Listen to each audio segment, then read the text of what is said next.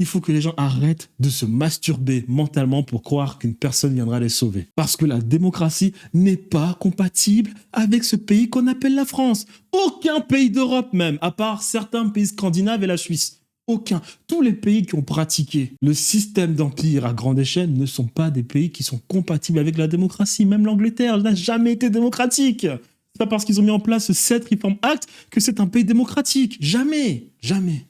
Et puis dans le fond, vous le savez dans le fond. Vous attendez dans le fond un Bonaparte qui revienne en France prendre le pouvoir pour faire du sale. Parce qu'on en voit beaucoup de ces mecs sur Internet qui nous disent il faut que la France redevienne la France, que c'est honteux de la situation en France. Ok, c'est intéressant, c'est vrai, c'est intéressant.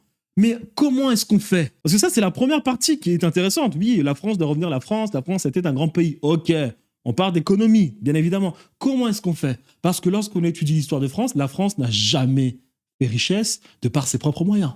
Donc dans le fond, vous le savez que la démocratie n'existe pas.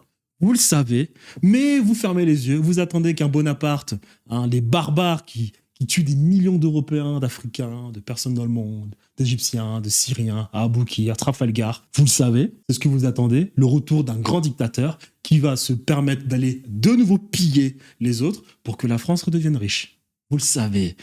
Je pense même que dans le fond, vous savez que cela se passe actuellement, mais vous n'êtes pas content parce que ces gens vont piller les autres pays, mais ne partagent pas les richesses avec le pays.